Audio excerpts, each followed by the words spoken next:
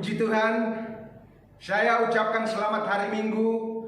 Tuhan Yesus telah bangkit dan memberi kita kemenangan, telah mengampuni dosa kita, dan telah bayar lunas segala pelanggaran dan dosa yang kita lakukan.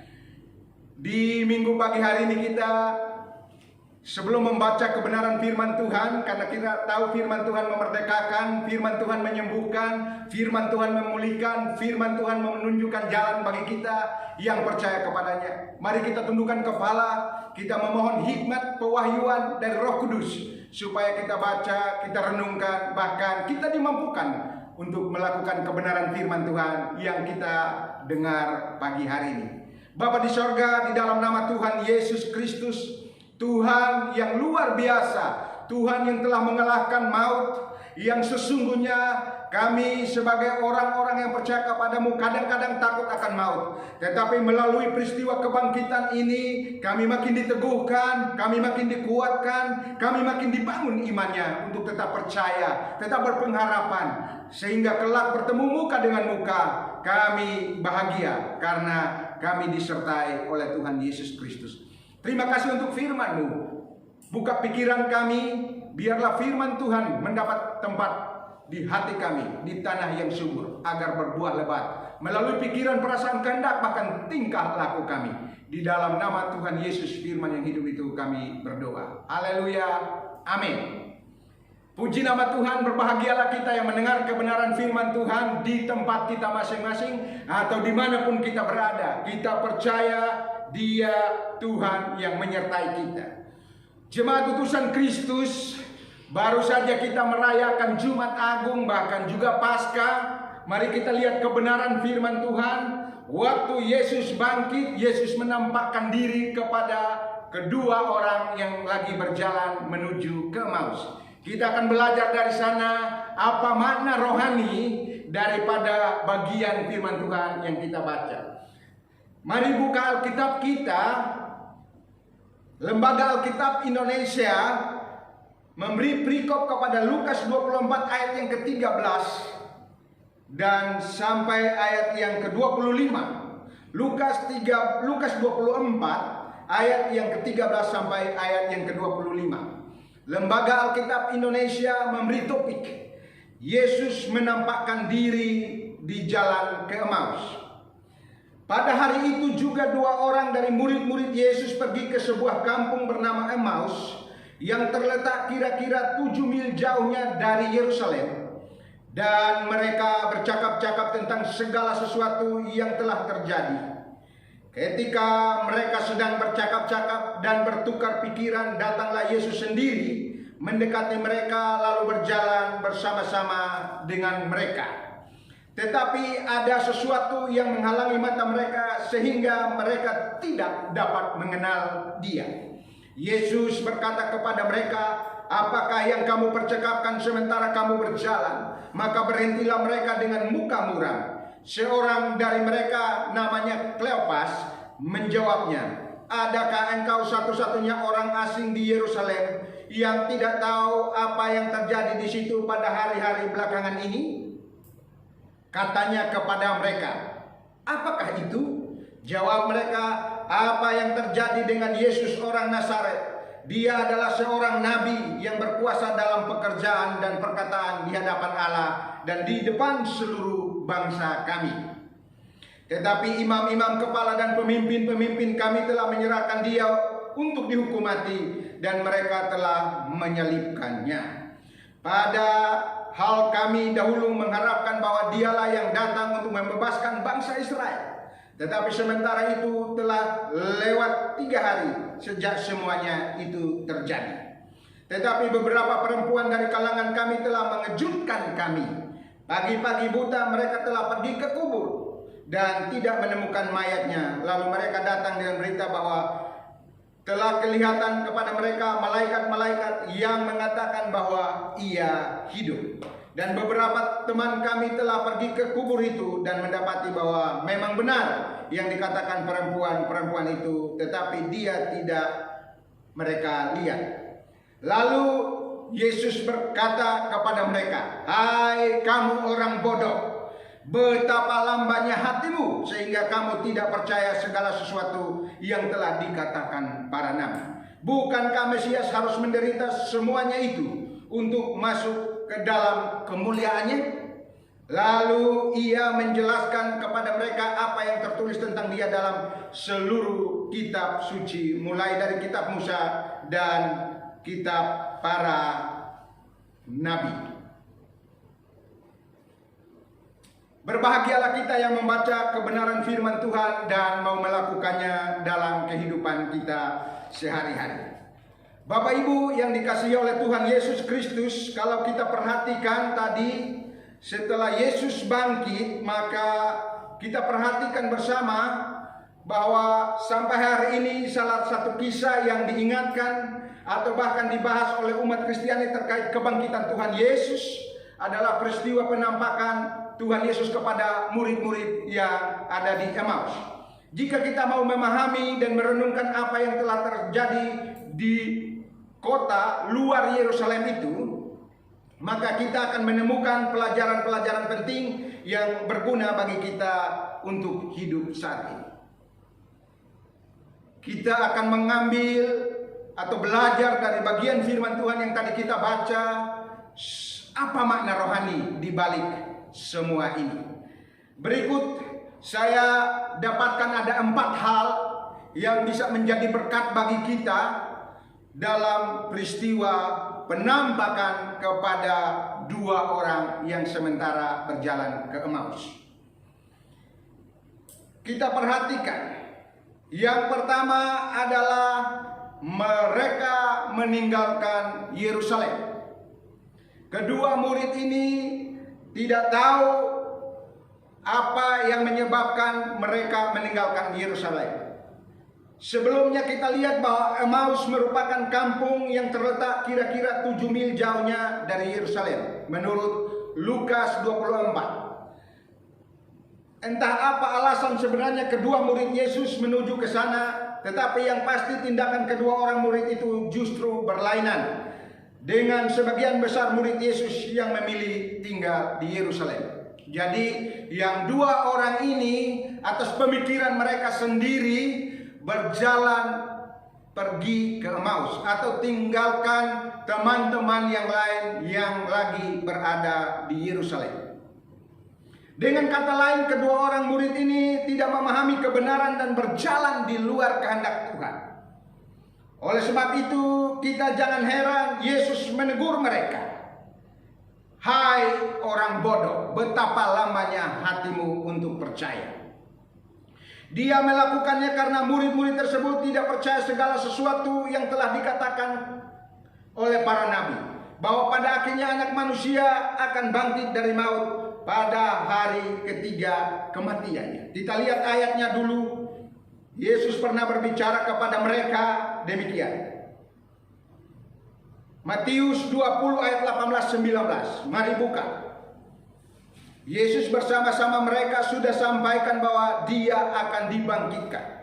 Dia akan diserahkan kepada orang-orang yang jahat. Kemudian dia akan bangkit. Kita lihat. Dalam Matius 20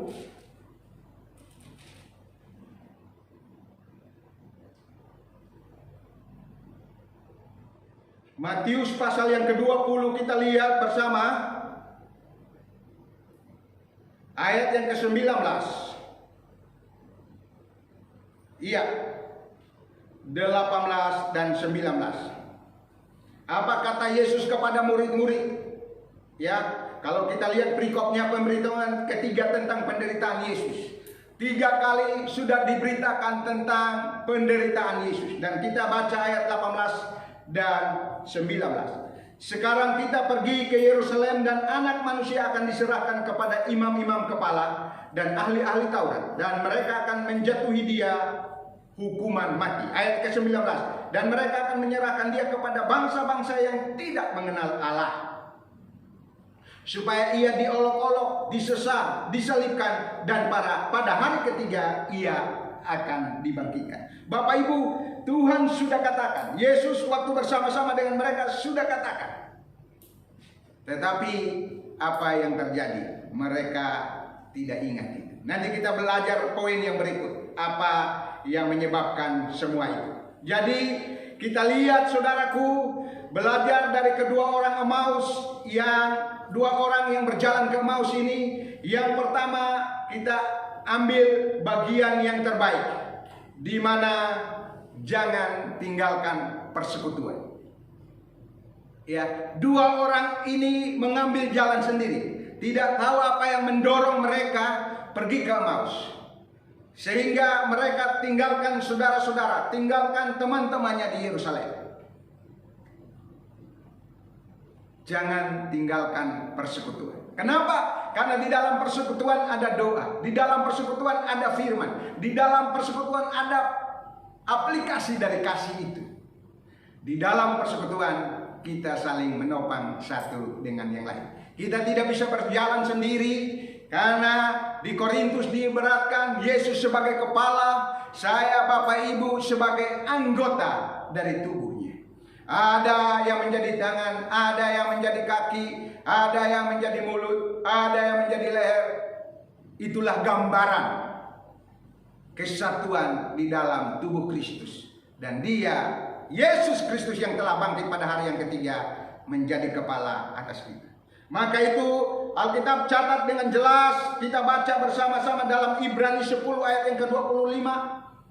Ibrani ke-10 ayat yang ke-25. Janganlah kita menjauhkan diri dari pertemuan-pertemuan ibadah kita seperti dibacakan oleh beberapa orang, tetapi marilah kita saling menasihati dan semakin giat melakukannya menjelang hari Tuhan yang makin dekat. Bapak Ibu, yang harus menjadi antusias, yang harus menjadi prioritas di hari-hari ini, kita lihat keadaan situasi yang tidak menentu, bencana di mana-mana, gempa bumi saja baru terjadi. Kita prioritaskan persekutuan kita dengan Tuhan. Sekali lagi, jangan menjauhkan diri dari pertemuan-pertemuan ibadah. Ada ibadah hari Minggu lewat Zoom, ada ibadah Minggu yang harus kita lakukan, ada kelas pengajaran di hari Selasa, ada doa-doa yang kita panjatkan, pujian dan penyembahan, doa-doa, bahkan ada renungan firman di hari Jumat. Saya lewat kesempatan yang berbahagia ini, apapun alasan yang menghambat kita, mari berdoa, kalahkan itu dan hadirlah, karena di dalamnya kita bersekutu dengan Tuhan. Sebagai tubuh Kristus bergandeng tangan, bersatu hati, satu di dalam roh, satu di dalam iman, datang memuji dan menyembah Tuhan, datang mau belajar firman Tuhan. Kenapa saudara? Nanti kita melihat ada berkat rohani apa lagi setelah mereka tinggalkan Yerusalem. Setelah dua orang ini tidak mengerti kehendak Allah dan meninggalkan persekutuan dengan murid-murid yang lain, pada akhirnya Yesus menegur mereka dengan keras. Hai kamu orang bodoh, sesungguhnya kalau mereka memahami benar, sesungguhnya kalau mereka mengerti bahwa Yesus akan dibangkitkan, saya percaya mereka pasti tetap bersekutu dengan teman-teman yang lain. Akan tetapi kita belajar dua orang ini karena tidak mengerti kehendak Allah, tidak mau menyatu di dalam persekutuan-persekutuan yang telah diadakan oleh murid-murid.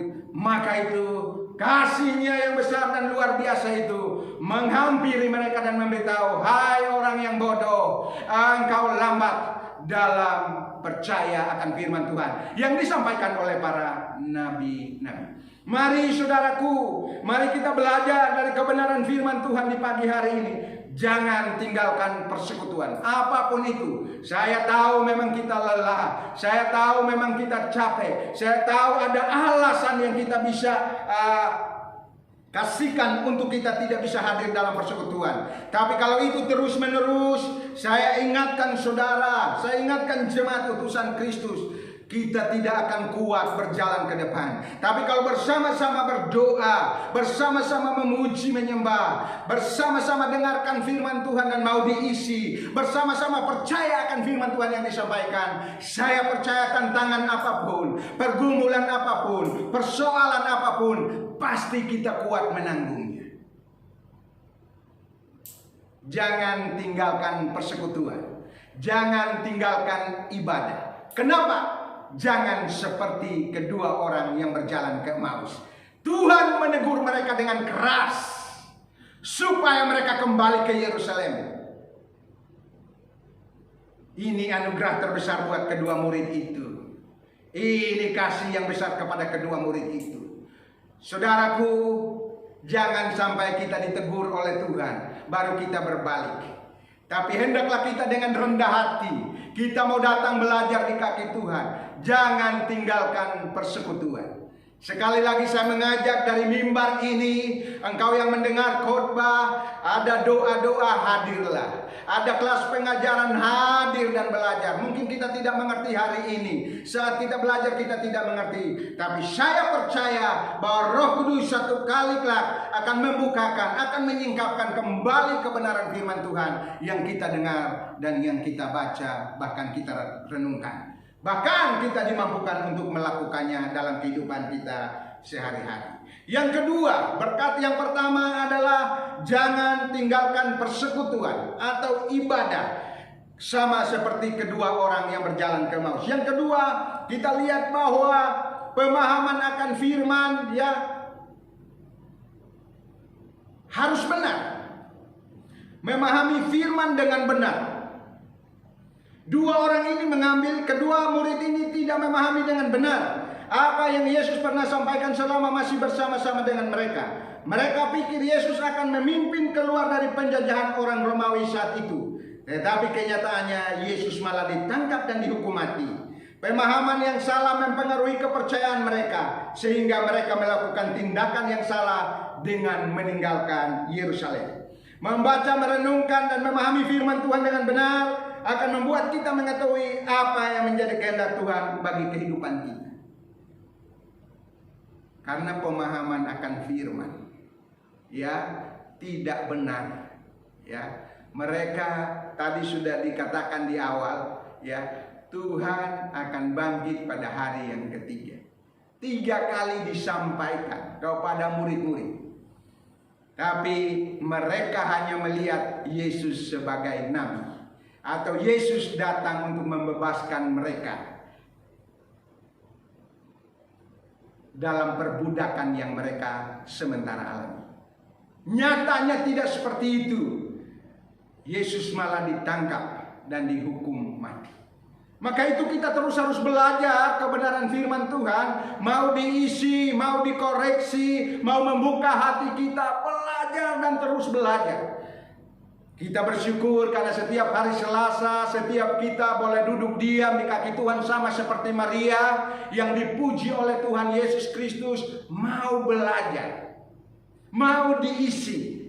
Saya mengajak kita, jangan bangga dengan apa yang sudah kita tahu, karena belum apa-apa. Selain tidak meninggalkan persekutuan, kita mau belajar. Murid-murid ini tidak mengerti kehendak Tuhan karena pemahaman mereka akan firman Tuhan tidak sempurna atau tidak benar. Sehingga apa? Mereka mengambil jalan sendiri. Mari belajar, saudaraku. Karena kebenaran firman Tuhan memerdekakan kita. Kebenaran firman Tuhan menyembuhkan kita dan memulihkan keadaan kita, mengubah pola pikir kita. Pikiran kita sudah penuh dengan dosa, perasaan kita sudah penuh dengan dosa. Tapi waktu kita merenungkan firman, maka firman itu akan masuk mempengaruhi pikiran kita, sehingga kita dimerdekakan dari pikiran-pikiran dunia. Kita dimerdekakan dari perasaan-perasaan dunia. Dan pada akhirnya roh kita menggebu-gebu, berkobar-kobar untuk melayani Tuhan Yesus Kristus. Jadi jangan tinggalkan persekutuan. Yang kedua, mari belajar firman Tuhan dengan benar. Terus mengisi. Berbahagialah mereka yang lapar dan haus. Artinya kalau bahasa yang sebenarnya, diberkatilah mereka yang lapar dan haus. Setiap hari Selasa, Jumat saya mengundang lewat room, bahkan juga mengundang secara pribadi. Saya berdoa. Saya tahu banyak halangan. Kita yang bekerja pasti capek, yang usaha juga bisa terlambat pulang ke rumah karena waktu, tetapi lewat telepon, biarlah aku berdoa supaya tidak ada halangan. Kita ambil waktu-waktu itu untuk belajar di kaki Tuhan. Jangan seperti kedua orang yang berjalan ke Emmaus ini. Mereka tinggalkan persekutuan, mereka tidak memahami firman Tuhan dengan benar. Sehingga mereka berjalan menurut kehendak mereka sendiri. Kalau berjalan menurut kehendak kita sendiri, tahukah saudara, satu waktu kita pasti tersesat. Satu waktu kita pasti mentok. Nah, ketika mentok jangan kecewa. Ketika tersesat jangan putus pengharapan. Karena ada kasih Yesus, ada anugerah Yesus. Berserulah kepada Yesus, maka Dia pasti datang menghampirimu. Dia ada bersama dengan engkau. Dia Immanuel bagimu. Yang ketiga, kita lihat saudaraku, berkat yang ketiga adalah Yesus selalu hadir, baik dalam suka dan duka. Kita lihat kedua orang ini walau meninggalkan persekutuan, kedua orang ini walaupun tidak memahami firman dengan baik, Yesus hadir dan menolong mereka. Akan tetapi kita lihat berita paling keras yang disampaikan Yesus, yang tadi kita baca, hai orang bodoh. Saudaraku, tidak beda murid-murid ini dengan orang-orang yang tidak percaya.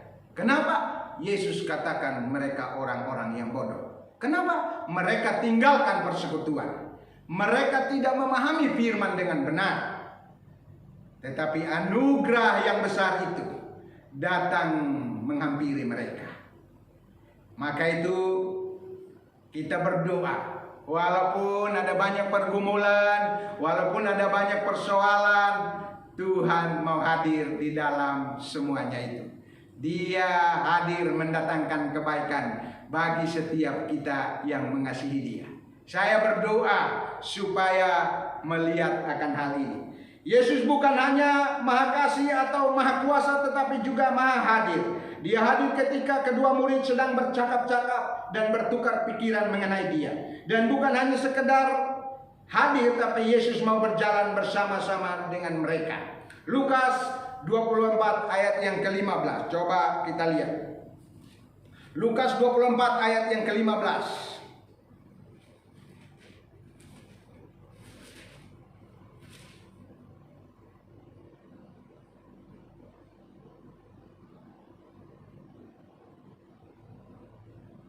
Ketika mereka sedang bercakap-cakap dan bertukar pikiran, datanglah Yesus sendiri mendekati mereka, lalu berjalan bersama-sama dengan mereka.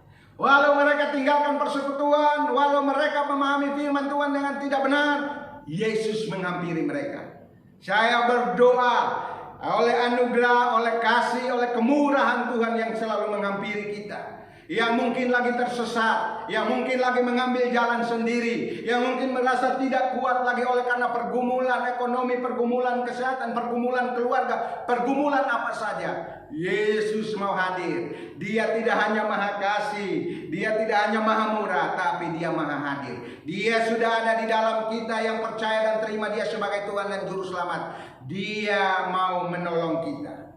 Karena itu tetap kuat. Karena firman Tuhan berkata, sebab di mana 2 atau 3 orang berkumpul dalam namaku, di situ aku ada di tengah-tengah mereka. Karena 2 orang ini masih bercakap-cakap tentang keadaan dan situasi yang baru saja terjadi di Yerusalem. Karena mereka bercakap-cakap tentang firman Tuhan, Tuhan hadir. Saya percaya setiap minggu, setiap Selasa, setiap Rabu, saat dimana kita berada dan bercakap-cakap tentang Tuhan, Tuhan hadir. Waktu-waktu yang lalu saya bersama Pak Budi dalam sharing firman Tuhan, bahkan juga sama Pak Wijaya dalam sharing firman Tuhan. Tidak terasa sudah jauh malam. Tapi saya juga percaya Yesus hadir di dalamnya. Kita makin belajar supaya makin memahami kehendak Tuhan. Tidak ada yang lain. Ketika kita memahami kehendak Tuhan, kita lakukan untuk menyenangkan Tuhan. Ketika kita menyenangkan Tuhan, apa sih yang tidak bisa, saudaraku? Orang mati 3 hari Lazarus bangkit-bangkit. Yang sudah tidak punya anak, Yesus hanya berkata, diberkatilah engkau. Kita lihat Sarah dan Abraham. Ya, yang sudah tidak punya makan 5 roti dan 2 ikan bisa diubah menjadi berkat. Yang sudah sakit 12 tahun, jikalau Tuhan mau, Tuhan berkehendak, orang pendarahan 12 tahun dikatakan sembuh, maka sembuh. Apa sih yang tidak mungkin? Karena Dia Maha Hadir, mau kita belajar, tidak tinggalkan persekutuan. Sama seperti 2 orang yang berjalan ke Emmaus ini. Saya percaya ada penyertaan Tuhan, ada kasih, ada kemurahan dari Tuhan kita Yesus Kristus. Kita lihat bagian yang keempat sebelum mengakhirinya. Kita selalu mengundang Tuhan Yesus hadir dalam setiap apapun yang kita lakukan. Kita lihat dalam Lukas 24 ayat 28 sampai ke 32. Lukas 24 ayat 28 sampai 32. Mari kita lihat bersama Lukas 24 ayat 28 sampai 32. Mereka mendekati kampung yang mereka tuju, lalu ia berbuat seolah-olah hendak meneruskan perjalanannya. Tetapi mereka sangat mendesaknya, katanya, tinggallah bersama-sama dengan kami sebab hari telah menjelang malam dan matahari hampir terbenam. Lalu masuklah ia untuk tinggal bersama-sama dengan mereka. Waktu ia duduk makan dengan mereka, ia mengambil roti, mengucap berkat, lalu memecah-mecahkannya dan memberikannya kepada mereka. Ketika itu terbukalah mata mereka dan mereka pun mengenal Dia, tetapi lenyaplah dari tengah-tengah mereka. Saudaraku, di mana Tuhan, kita terus undang Dia. Mereka mendesak Yesus. Yesus seolah-olah berjalan untuk meneruskan perjalanan, tapi 2 orang ini luar biasa. Mereka mengundang Yesus.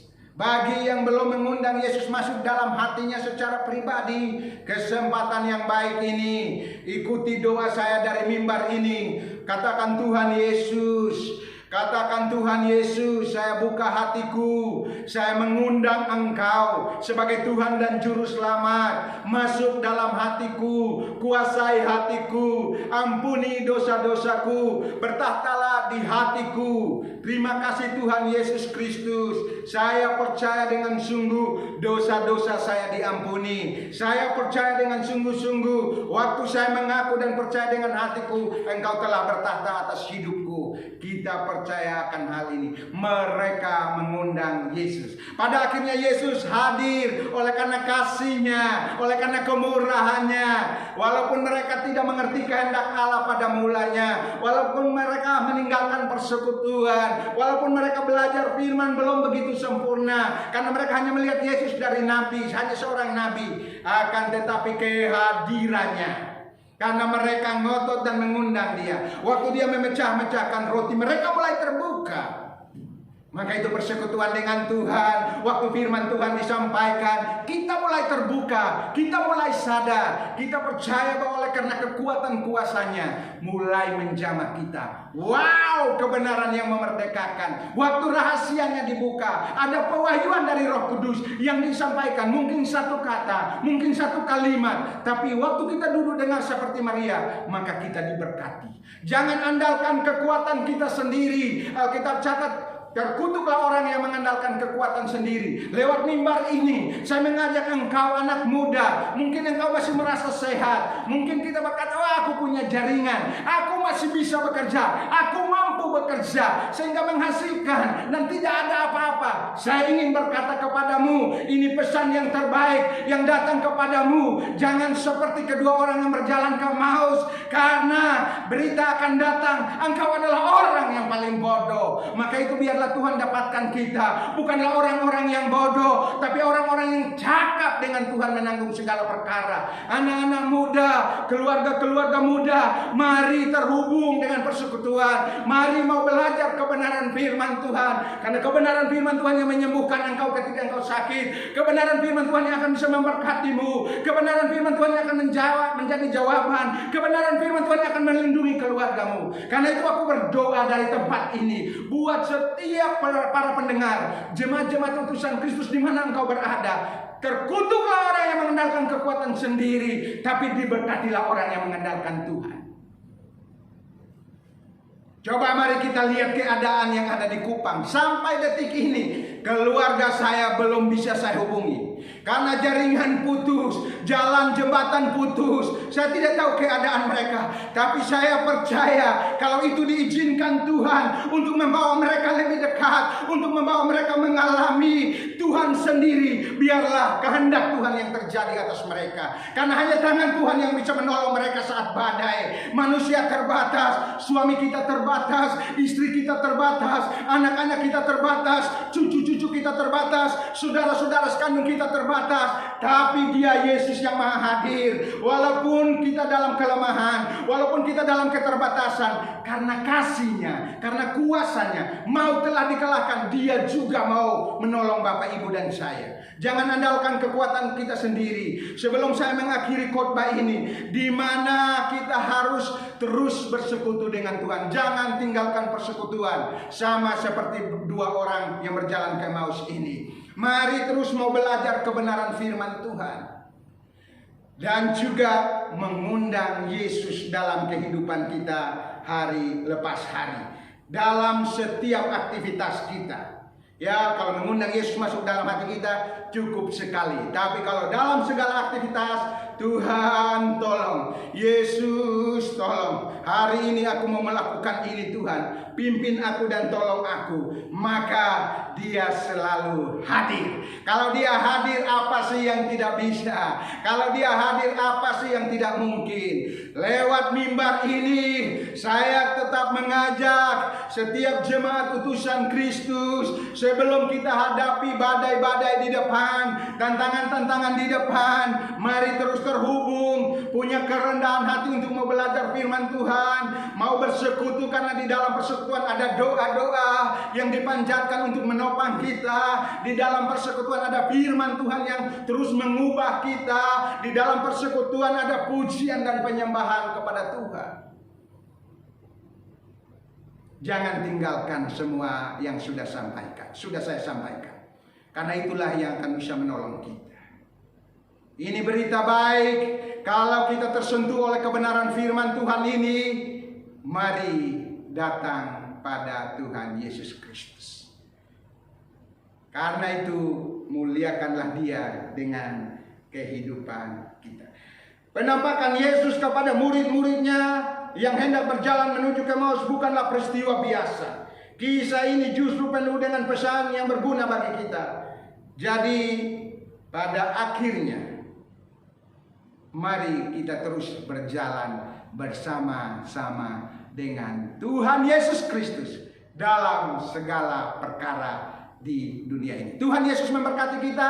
Ingat 4 poin ini dari sisi rohani, khususnya mereka yang berjalan ke Emmaus. Tuhan, terima kasih. Kami mengucap syukur untuk kasih dan anugerah Tuhan yang dahsyat itu, yang hebat itu. Kami belajar Tuhan perkara-perkara rohani dari kedua orang yang mengambil keputusan sendiri keluar dari kehendak Tuhan, keluar dari persekutuan yang ada di Yerusalem. Kami doakan biarlah lewat pesan Tuhan di minggu pagi hari ini kami diingatkan supaya tidak meninggalkan persekutuan. Kenapa? Karena di dalam persekutuan ada kasih mesra, ada firman Tuhan, ada doa-doa, ada pujian kepadamu Bapa. Kami tidak mampu dan tidak bisa berjalan sendiri. Kami tidak mampu dan tidak bisa mengandalkan kekuatan sendiri, kecuali Engkau ada di dalamnya. Terima kasih Tuhan Yesus, terima kasih. Semakin hari sempurnakan pemahaman kami akan kehendak-Mu. Kalau Engkau buka pikiran kami, kalau Roh Kudus pengajar yang agung selalu mengajarkan kami,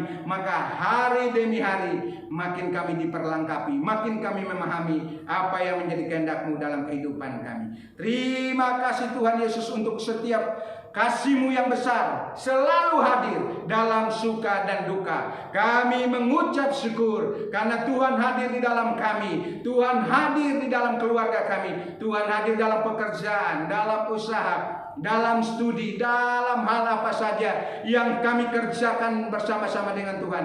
Tuhan hadir. Kasih-Mu yang besar itu juga datang dan nyata kepada setiap kami. Oh, aku berdoa Tuhan Yesus Kristus, tolonglah hamba-hamba-Mu dalam kesibukan mereka, dalam keterbatasan mereka. Kiranya Engkau yang membantu Tuhan, memotivasi dan mendorong untuk masuk dalam persekutuan dengan Engkau. Terima kasih Bapa, terima kasih.